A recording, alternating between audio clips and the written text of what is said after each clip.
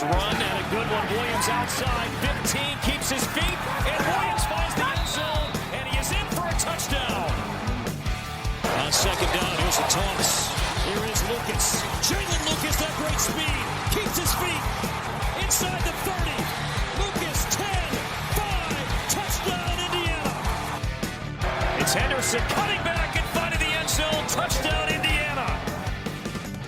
Welcome to the LEO podcast, everyone, presented by, as you know, Big Banter.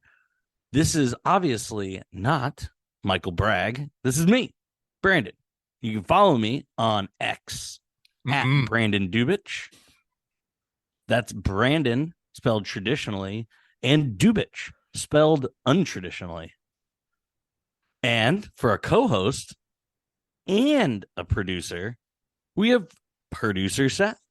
If you haven't done it yet, you can unblock him for this week only, and then go ahead and block him again. But for this week, go ahead and unblock him. He is on X at Sata5. Seth, you ready to talk the Brominator? This is the butthurt little brother bowl.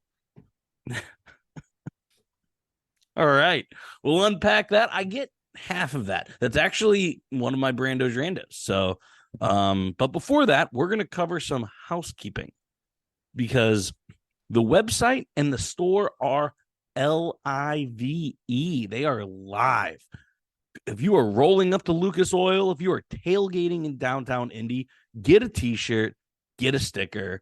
We're running 25% off all merch for the first season. Seriously, you got a few more months, and this is going to be done. After that, gonna have to pay full price. As always, you can pick up your tailgate when you go see Bragg. You don't have to drink a beer. You don't have to take a shot, but it'd be a lot cooler if you did. So buy a shirt, buy a sticker, come hang out with Bragg. You can follow us. We're on Instagram and Threads. I didn't check. I did a lot of research for this. I did not check to see if we're at 100 followers yet on Instagram. Are we there yet? I don't think so yet. We're getting closer, though. We do have a Patreon, which is $5 a month. With that $5 a month, you get 20% discount on top of your 25% discount. Literally, be Patreon for a month, and you will literally make money. Literally, seriously. You get exclusive player interviews, which we have 2 in the works, which is super exciting. You get in-season reviews and some other stuff Bragg is cooking. So that is all the housekeeping. Let's talk about this later. I disagree with where he has this at. I think this will come up organically. All right. I'm audibling. Early audible. First quarter audible off Bragg's amazing outline. Let's get into game number 3. Who are we playing, Seth? Oh, it is Louisville. Louisville.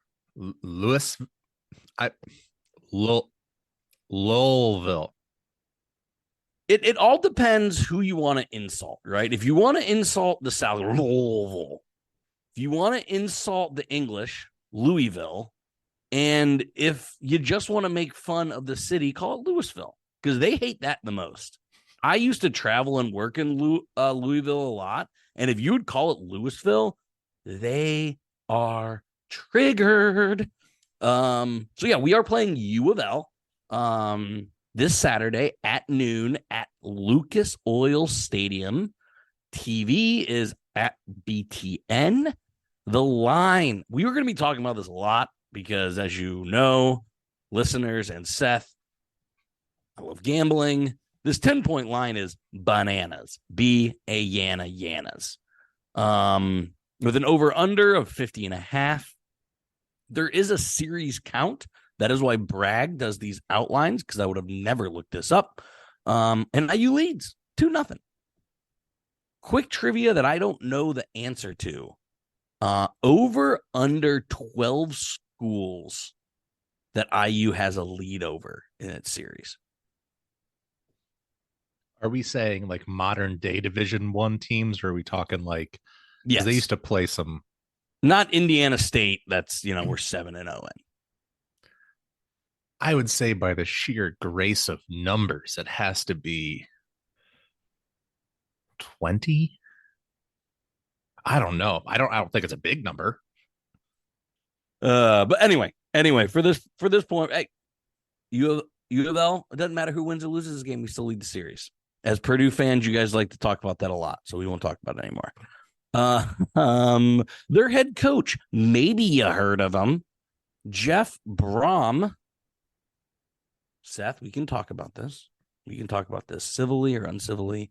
We'll see how it goes. What are your thoughts about Brom leaving? Since you weren't on the Louisville prep pod, you knew I was going to ask it. And if you didn't know, shame on you. What do you think? Give me your ones and twos. Did I appreciate what he did at Purdue? Absolutely. Am I mad that he left? Not really. Everything while he was at Purdue was about Jeff Brom. Everything. It was all Brom centric. Everything was look what Jeff Brom did here. Look what Jeff Brom did to this guy. And that's great and everything, but there was always the threat of him leaving you for a hotter girl. And he left you for like meh. And so like I got an analogy. He left for someone equally attractive that just had more money. Literally. Yeah. Uh-huh. Yeah, like you probably have a little bit, Purdue has a little bit more charm, a little bit more class. Left for a big city girl that's got more money. Yeah, and so I'm not any better looking, in my opinion. No better looking. No, there's no upside other than the personal ties. Obviously, personal ties, I get it. I won't say anything wrong with that. If that's where you want to be, if that's where your hometown is, that's where you went to college, fine, I get it. I won't piss on that. But I'm also not pissed that he left. I think that Ryan Walters through 2 games has been fine. I'm not, you think he's a joke, and that's okay. You're allowed to think that until he whoops your ass. But the whole thing is I don't miss him. I also don't miss him. And what he did against Georgia Tech, 39-34. He beat a bottom feeder in the ACC in his first game. He shut out a terrible Murray State team 56-0. Okay, fine. I don't miss you at all. So here's the thing that I don't think was talked about enough. I think it was a lateral move. I don't think it was an 100%. Upgrade. A lot of people think it was an upgrade. He went to a worse conference. That's the bigger thing, is even if it's a lateral move, it's to an inferior conference. There's no will be that. Drawn out. Like, I assume he thinks this is going to be his last job. I think in his own mind, this is where he's here for 20, 25 years. You know what the ACC is going to be in 5 years? Definitely in 10 years. Underwater. Nothing. Nada. Now, I don't think Louisville probably doesn't get left in the dark. Realistically, they'll wind up somewhere. But, like, I can't imagine leaving the Big Ten right now for not SEC. That's just insane. Like, the amount of money and I know, Purdue is a little bit, doesn't spend as much as some of the other big teams. Sure. We're cheap and tacky. It's fine. You can say it. Right. But why would you leave a cash cow? Like, why are you leaving the number 1 conference in money? I don't get it. It has to be. It's a retirement job. This is his forever home. If he goes somewhere else, he's a coward. He's a loser. He's a chicken shit. But if this is where he ends up and he's happy, that's totally fine. I'm happy for him. I could care less. There we go. All right. Let's jump to their quarterback. First, we go. First, let's cover their offense. I got to read. Bragg did some homework, so I got to read the homework. They currently have the number 4 total offense and the number 13 scoring offense. That means a nothing to me. Literally throw it out the window. You played Georgia Tech and Murray State. Now, maybe Louisville fans are listening to this and they say, well, then throw away Indiana. We don't like you. We don't care. Let's turn it off. We at least played Ohio State. That's all the stats. Indiana State, throw it away. I mean, honestly, we covered it in the last pod.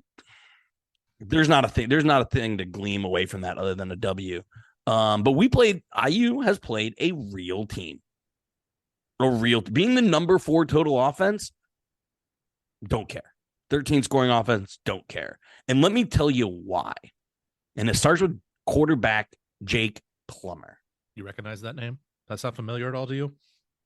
A little bit. Tell us about this quarterback. This vagabond, this drifter, this highway plainsman. Yeah, I think he's originally from Arizona. He's not He's not that whole Plummer thing. It's not. They're from Arizona, all that stuff, but they're not related. He came to Purdue. He was there for 3 years. He was constantly battling for the position, never got it. Eventually, AOC took over the reins. He pumps up to California, of all places. Doesn't really do that much there, but essentially entrenches himself as a starter. Now he's in his 6th year, I think, and he has followed the prodigal son back to Louisville with his coach, who originally recruited him out of high school. So that's a bit of a journey. There's nothing special about him. He is a boilerplate generic quarterback. He runs a little bit, he throws a little bit. Brahms' offense is a matchup offense. So, he's going to try to isolate specific players that he thinks are going to win individual one-on-one matchups. He's going to leverage people. He'll go deep just enough to keep you honest. It's not a real attempt necessarily, but Jake Plummer is just vanilla pudding at quarterback. There's nothing exciting about him, but he exists. And he doesn't really screw up enough to really put you in a bunch of negative positions, even though he has 3 interceptions on the season, and 2 of them were against Murray State. So I say all that. I have no idea what you're gonna get. I think he's dog doo-doo. Let me show you why. He's had basically 2 seasons, right? If you don't count this small sample size, right? Let's tell you, 2019, 60% completion percentage, basically 1-to-1 touchdown to interception at a 7-yard average. Last year, 2022, threw for 63%.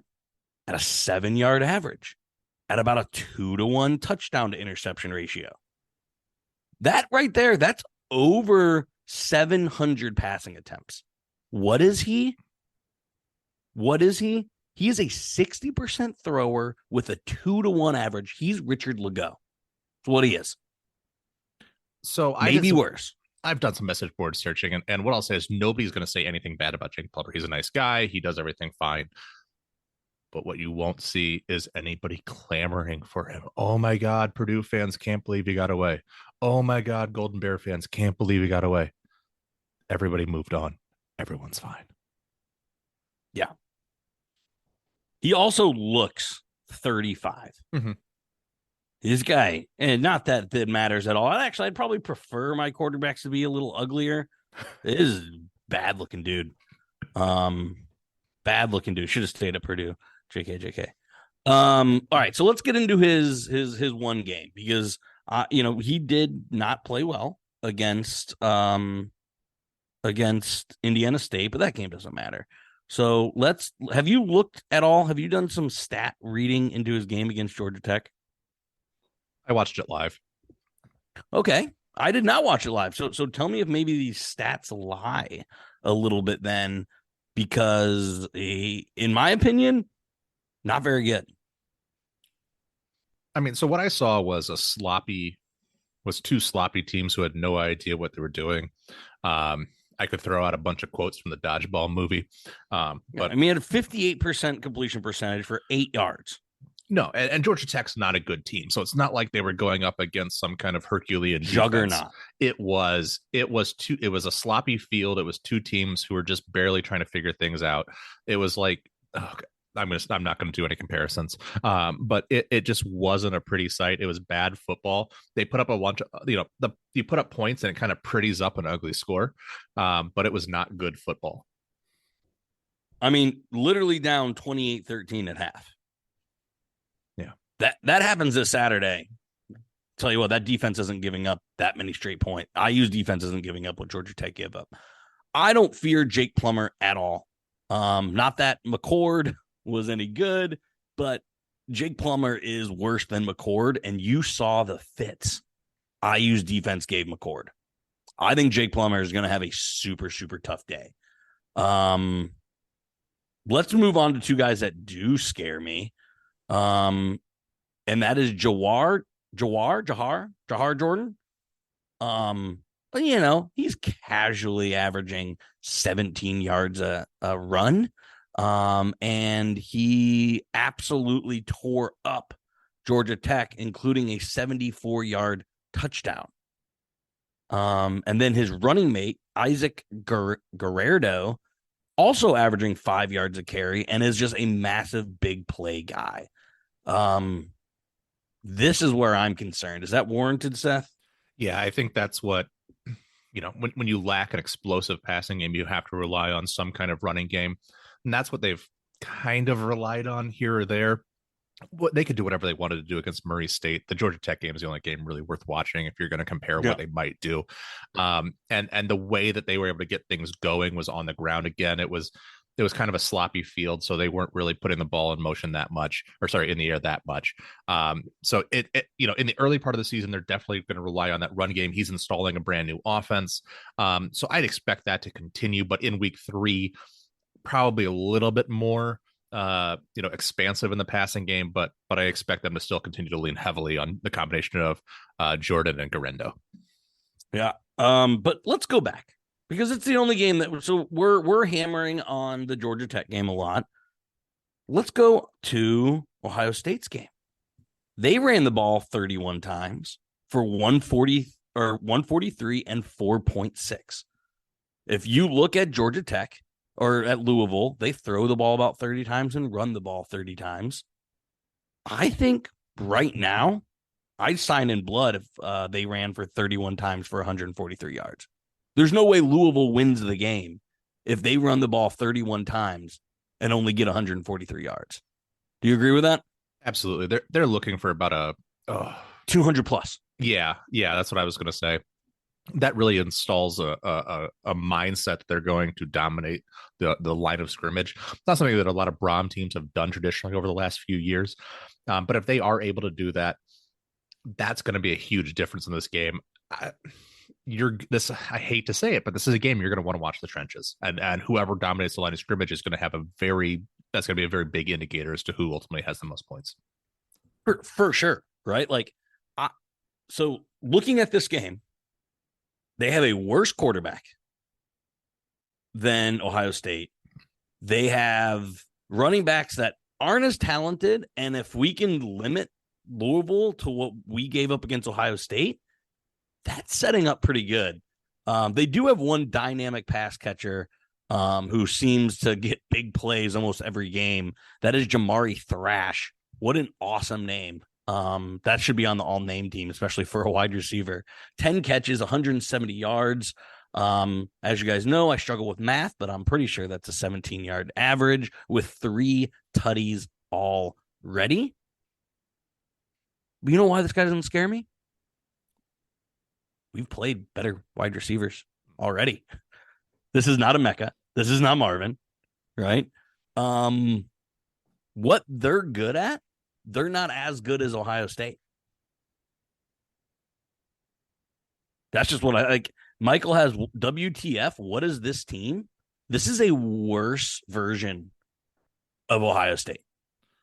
In a game that should have been 7-3 at halftime, if Tom Allen doesn't lose his mind and decide going for it on the 42-yard line. This team is the 2019 Purdue team. Ooh, okay. I don't think I remember that 2019. I think Purdue minus. Tell us a little bit about that. I think minus Rondale Moore. They were just a team that lacked an identity. I mean, they could win games against teams that were inferior. I'm trying to pull up the schedule right now. Unfortunately, I might be talking out my ass until then. I could have the wrong year. It's okay. It's what I do every pod. But it was a Jake Plummer year. That's the reason I said it, because that was the year I think you said that he started a few games for Purdue. It was a team that was just trying not to turn the ball over. It was a team that defensively was kind of, bare bones for the most part. Was a lot of duct tape and smoke and mirrors. And that's what I saw when I saw the Georgia Tech games. I saw a team that didn't have any kind of cohesion. It didn't have any identity.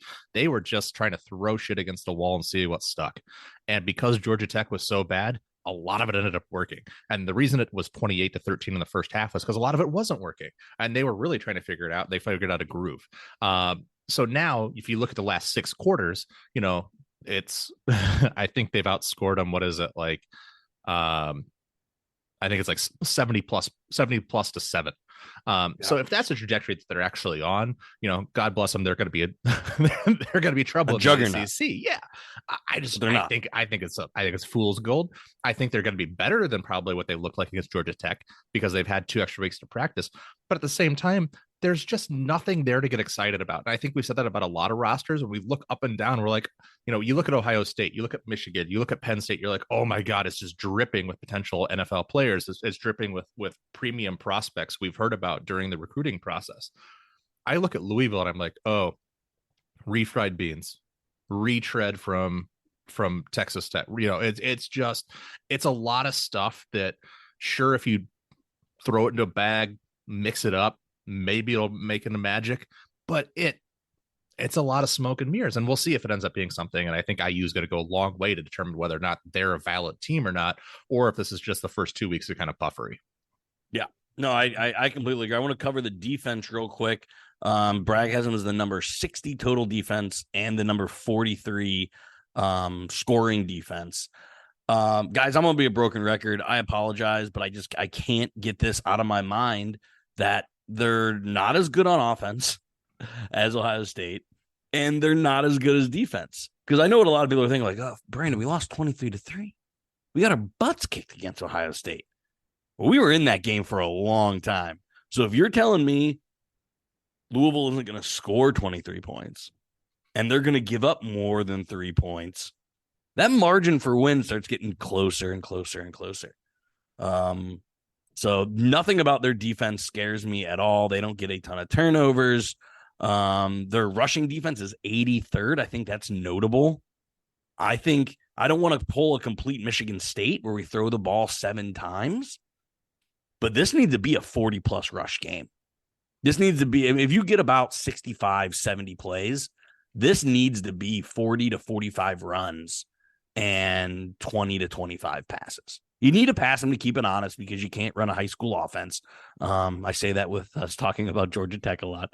But yeah, I mean, they're bad on rushing defense. And you have 3 legitimate runners in Christian Turner, Josh Henderson, Jalen Lucas, and 4 runners in Taven Jackson. Run them east-west, run them north-south, run them everywhere on this team. I'm loving what I'm seeing at least a 30,000 foot view. What about you? No, I think you're spot on. One of the things I noticed that Georgia Tech, they don't run the traditional triple option like they used to. They're still definitely a kind of a spread shotgun option team. But they showed you the template for how to attack them offensively. And it is to run the ball and to run the ball over and over again. Give them a variety of looks, throw in the option, throw in the dives, get wide, test all the different layers test every gap of the defense. So I really think that's the way, is looking a lot of that game film and trying to figure out how to exploit those matchups in the run game. And the good news is, coming off the game against Indiana State, who should be very confident in their ability to run the football and the ability to move defenders off the ball, the Hoosier offensive line. So you have to think that this is a game where you have high intensity, high esteem, and expect them to really impose their will. Yep. No, totally. Let's get the IU players to watch because you just named mine. Okay. Well, then that's all we're going to talk about, because that's the only thing I put down, is this game is going to be game 1 in the trenches. There is the sexy thing is the yards, the touchdowns, all that stuff. And I always complain about how they never show the full 22 on ESPN, BTN, Fox. They're always terrible about it. But this is the game where you want to watch the line of scrimmage. That's all I can say. And knock on wood, I mean, we won't know because of Nick Saban. We'll never know another injury ever again. But I mean, largely through 8 quarters of football, clean bill of health on the offensive line and held up. I mean, at least in pass pro, not so much in running, but held up fine against Ohio State. Didn't completely get blown off the line. Coach Bosted can cement his ground if he can just road grade Louisville. Absolutely road grade them. Um, you know, I had 2 other names down, and it was Christian Turner and Josh Henderson. Yeah. Jalen Lucas is going to get his. Jalen Lucas is probably going to have 200 total yards if you count in returns and total touches. Jalen Lucas, you don't need to watch him because he's going to be on the screen a lot. Look to see if Henderson's falling forward, Turner's getting yards after contact, because if you can combine those two things, the offensive line pushing the line back a couple yards and the running backs falling forward, you're now looking at 2nd and 5, 2nd and 4. And the playbook is wide open. What you don't want is Taven starting his first game ever staring at 3rd and 8s, 3rd and 12s, 2nd and 10s. It's what you don't want, especially not at home. I know this isn't a neutral site. Louisville's going to dominate that stadium. I don't want to make this a big discussion. They are. They're going to dominate the stadium. If you ever go downtown for when Louisville plays in Indian basketball, they're going to overrun the town. It's just going to happen. It's going to be annoying, whatever. But Henderson, Turner, and the offensive line, if they're getting ahead of the sticks, ahead of the play calls, I can't see how IU loses this game. Yeah, the big stat everyone looks at is yards after contact. I think the one thing that you're going to want to look at here is yards before contact. If you're seeing it, well, they don't really keep track of it, but it's something you can visually track. Is if it's 3 or 4 yards down the field before they're even getting contacted by a defender, that's what you want to see. It's when Josh Henderson is trying to dodge a tackler before he even gets to the line of scrimmage, and then he's falling forward, and it's like, oh, that's the toughest 1.5-yard run I've ever seen in my life. And then there's other times where he's 2.5 yards downfield before he has to make the first juke into the ground to make a defender miss. So I think that's really, that's the thing they lacked against Ohio State. They weren't really getting a lot of penetration, but there was no holes beyond the line of scrimmage. So really seeing where that develops and how that offensive line gels together is going to be a huge stepping stone for if this team ends up being a 30-point per game score or a 20-point per game score. It's huge to penetrate the holes. Can't agree more. One thing that again, I think we both agree this game is going to be won on the ground, but in stats, Georgia Tech got 3 monster plays, 43-yard, 48-yard, and I think 70-some yard pass play. They gave up 6 plays of over 25 yards through the air. What does the run set up, Seth? Play action pass. What has Taven Jackson shown he has? Deep threat capacity. Boom. Louisville has shown that they give it up. We have a quarterback that can throw it, and we're going to establish the run.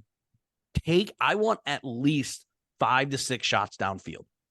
Not in the first quarter, maybe not in the second quarter, but at least 5 or 6 total when the run has set up the pass. Let Taven just huck it, chuck it, football. Let's jump to the defensive side of the ball. And for me, Plummer is already, in my opinion, not very good. If Andre Carter gets over 2.5 sacks, this game's done. This game is, if he can make Plummer uncomfortable, which he already looks uncomfortable as a human, but if you can make him uncomfortable at the quarterback position, again, the script seems easy, Seth. So Andre Carter, for me, is the guy you want to watch. Now, they've only given up 2 sacks, but they've played Murray State and Georgia Tech, right? They haven't faced anyone like Andre Carter the entire year. They may not face anyone against Andre Carter the whole year. He's the one you're going to want to watch as you want to almost every time.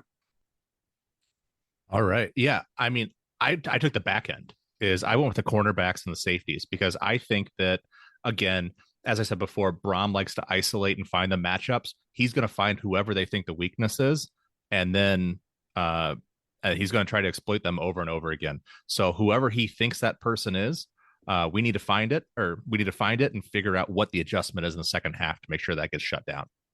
For sure. That's the only way they came back in the Georgia Tech game was big plays. Right. Absolutely. All right.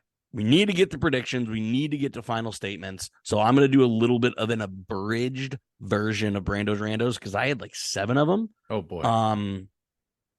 But my first one is make this line make sense.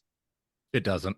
There is no sense to it. So I can't wrap my head around it. The line at Georgia Tech was 7, right? And if you assume the home team gets 3 points, that's a 4-point line in the neutral field. So is Vegas telling me IU is a 6-point worse team than Georgia Tech? And they're telling you that the road team.